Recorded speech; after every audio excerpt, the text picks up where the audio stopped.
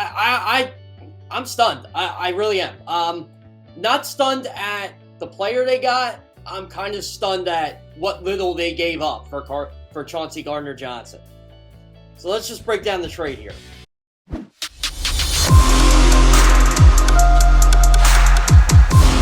Good morning, NFC East. Once again, my name is Jeff Kerr. Happy Hump Day. Happy Wednesday. I don't know why I'm so fired up today. Maybe it's because the preseason is essentially over. 53-man rosters, initial 53-man rosters have been settled.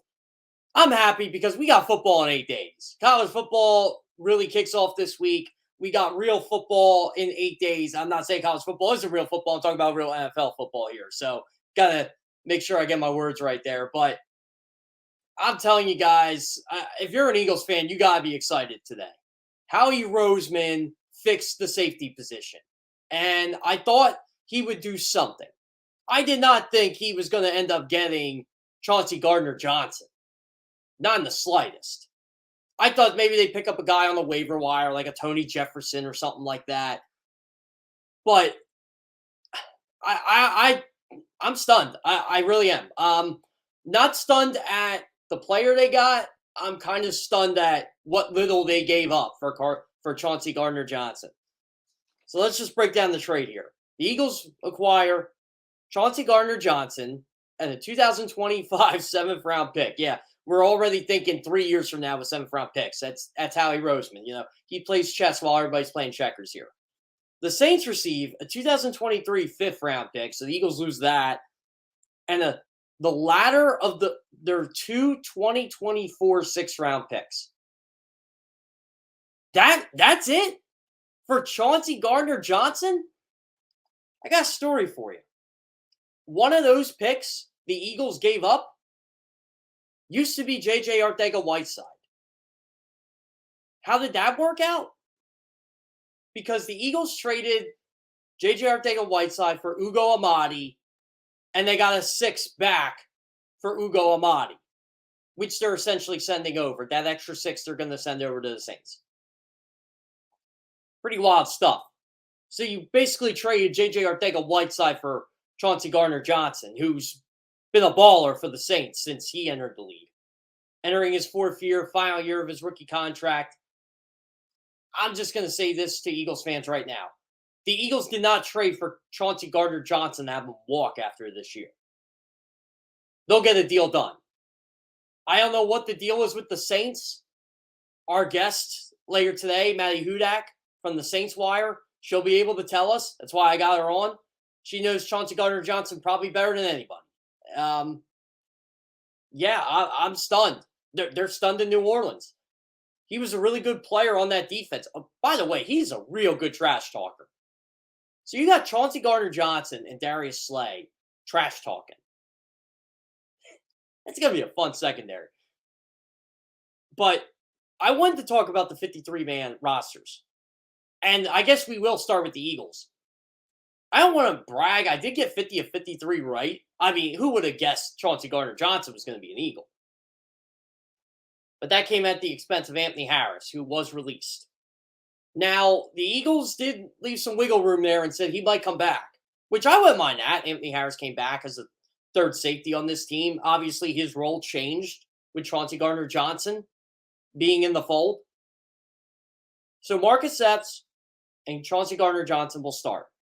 Reed Blankenship from Middle Tennessee State, or Middle Tennessee, won. He made the team. He had a great preseason. He had a great camp. He deserved it. Only 3 undrafted free agents made this team. The longest of long shots, Josh Sills, offensive lineman, made the Philadelphia Eagles. The Eagles didn't have any footage of him. You know what picture they used to announce he made the roster? Him riding a bike at the Eagles Autism Challenge. If you were there, you probably didn't even know who he was. Probably were just thinking, oh, that's an NFL player. He's on the Eagles. Yeah, now he is on the Eagles. Beat out Jack Anderson, who deserved a job. Jack Anderson is a good player. He'll find work. The Eagles are a deep football team. They're a very deep football team. There are a lot of good players they had to cut. Deion Kane was one of them. I don't think Britton Covey impressed much in preseason. He definitely didn't win the return job like they thought he would, but he's a good player, and he would have been on this team last year. Same with Deion Kane. I know everybody wants to talk about Jalen Reagor. The Eagles were not cutting Jalen Reagor. It cost too much money to cut him. It's not about pride here. The Eagles got rid of J.J. Arcega-Whiteside. Pride's out the window. It's about money. It's about being smart with your money. There's no fifth-year option on Jalen Reagor. There's not going to be. Unless he just has an incredible year, which is going to be hard to do when you're pretty much the number 5 wide receiver in a stacked group. But Jalen Reagor is probably going to be the return man, I'm assuming. There are other guys that they could use, I guess, but it's going to be Reagor.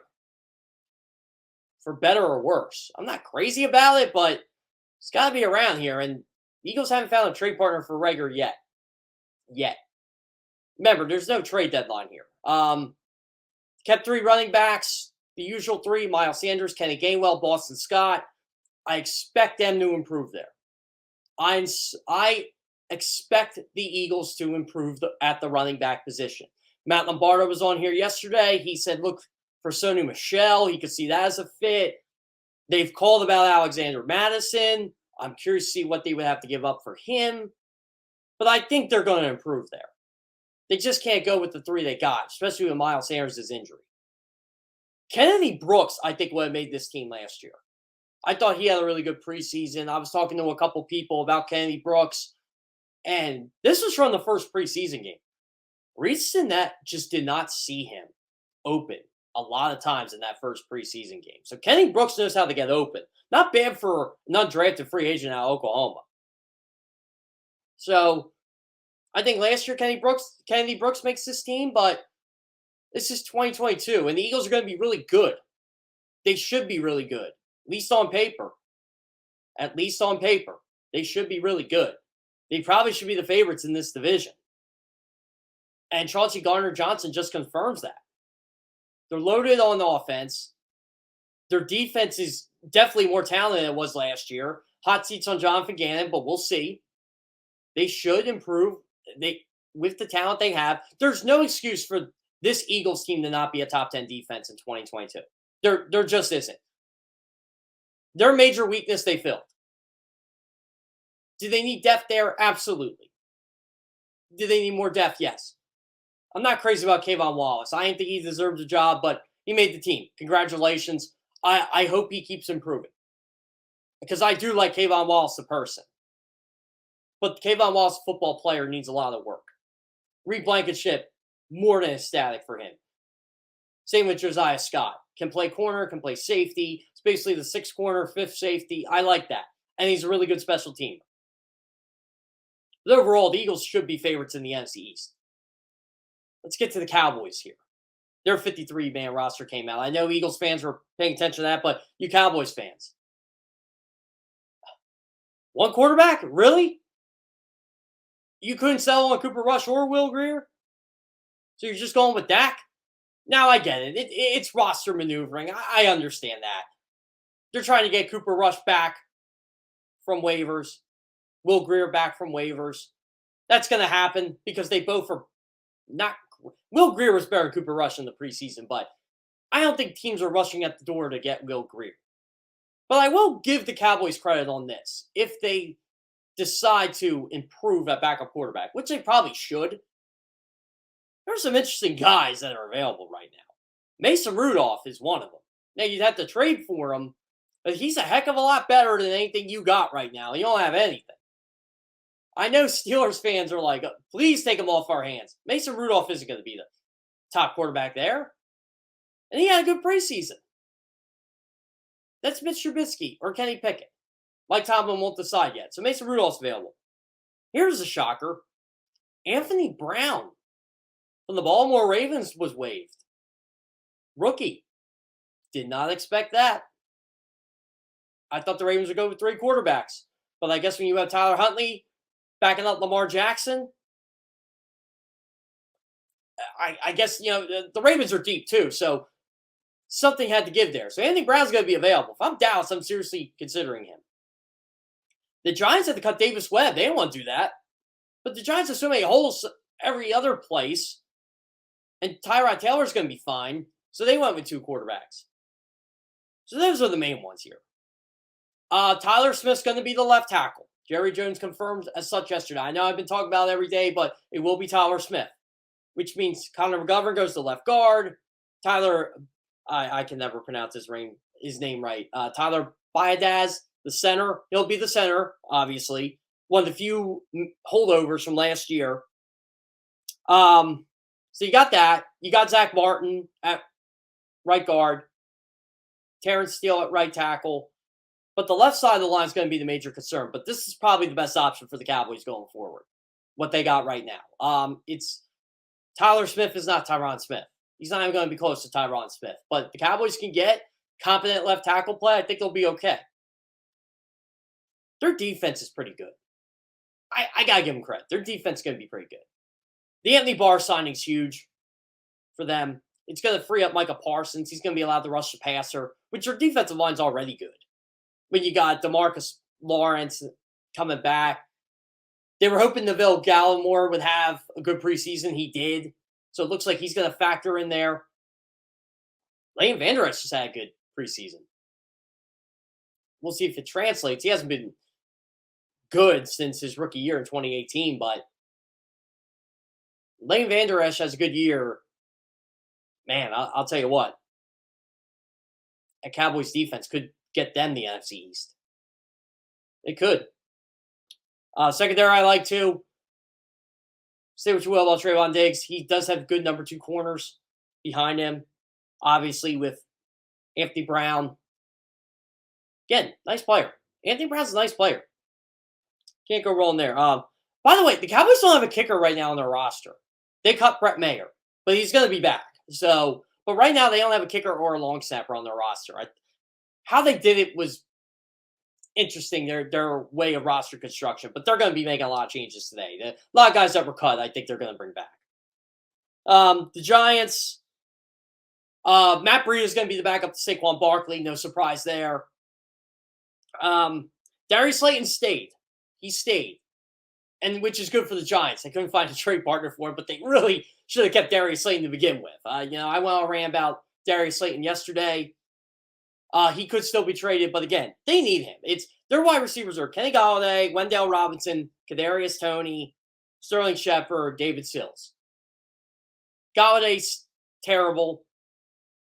He's overpaid. I mean, he could still be good. He still has the talent there, but just doesn't look like a fit right now. But we'll see. Toney, I think, is going to be a good fit in Dable's offense. Struggled a little bit his rookie year. Came back strong. Shepard's on the PUP list. Wendell Robinson seemed to be a good draft pick out of Kentucky. Sills had a good preseason. So, yeah, but they still need to keep Darius Slayton. Their starting offensive line's a lot better.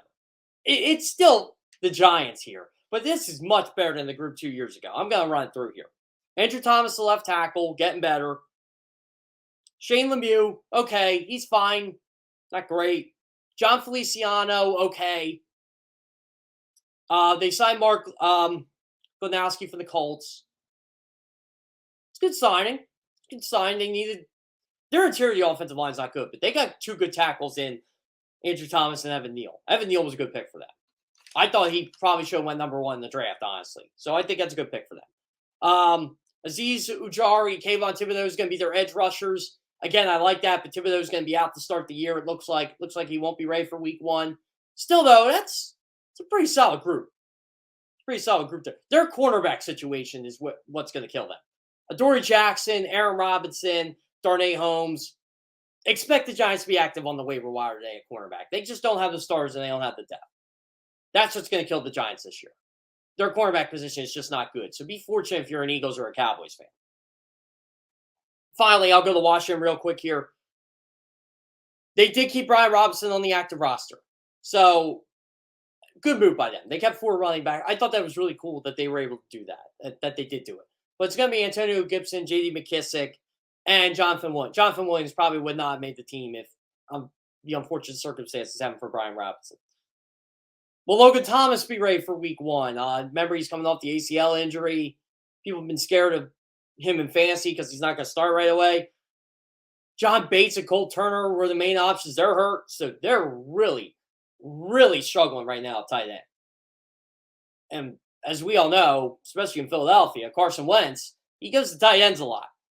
So they kept 5 tight ends due to those injuries. That's going to change too, but 5 tight ends on a roster is pretty crazy. But that's the situation they're in right now. They're battling.